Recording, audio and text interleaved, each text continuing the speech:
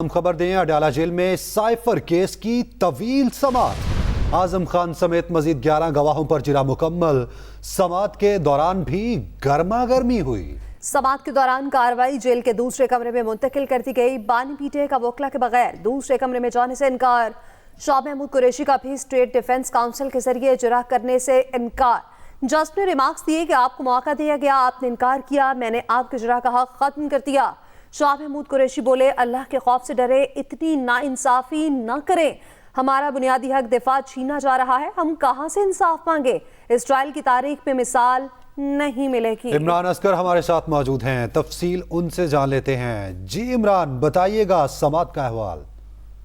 जी बिल्कुल, जिस तरह कि आपने बताया, ये साइफर केस की तवील तरीन तकरीबन 12 घंटे से जायद जो समाअत जारी रही। अब साइफर केस के तमाम 25 गवाह, साबिक प्रिंसिपल सेक्रेटरी आजम खान समेत तमाम 25 गवाहों के बयानात पर जिरा जो है मुकम्मल हो चुकी। केस की समाअत का जो आज आगाज हुआ, तो साबिक प्रिंसिपल सेक्रेटरी के बयानात पर जिरा मुकम्मल की जा रही थी और सरकारी वकला जो है बानी पीटीआई शाह महमूद कुरैशी को रिप्रेजेंट कर रहे थे, जिसके पर शाह महमूद कुरैशी ने इतराज उठाया कि जब हमारे वकला मौजूद हैं उनको जेल के अंदर आने दिया जाए ताकि हमारा हक दिफा जो है वो बरकरार रह सके। इसके बाद जब वकला वापस आए तो उन्होंने फौरी तौर पर बानी पीटीआई शाह महमूद कुरैशी की जानिब से अदालत पर अदम एतमाद करते हुए तहरीरी तौर पर आगाह किया कि वो अब इस अदालत के साथ मजीद नहीं चल सकते। वो नहीं चाहते कि इसका केस को जो है मजीद कार्रवाई आगे बढ़ाई जाए।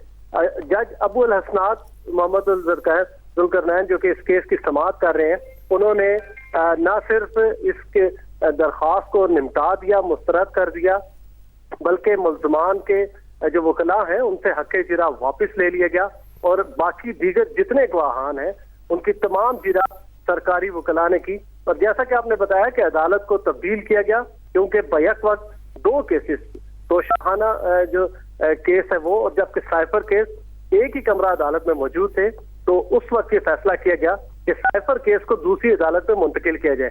तो बार बार बानी पीटीआई को वायरलेस पर कॉल की गई जेल अमले की जानिब से कि जज उनको दूसरी अदालत में बुला रहे हैं, लेकिन इनकार किया जाता रहा और तकरीबन 5वीं दफा जब वायरलेस कॉल हुई तो उसके बाद बानी पीटीआई जो वो साइफर केस की अदालत में पहुंचे।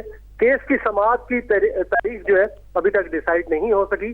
अलबत्ता जो मुल्ज़मान के 342 का बयान है, अब उसका सवालनामा तैयार कर लिया गया है और केस खत्मी मराहिल में दाखिल हो चुका है। जी इमरान असगर अपडेट कर रहे थे, शुक्रिया आपका।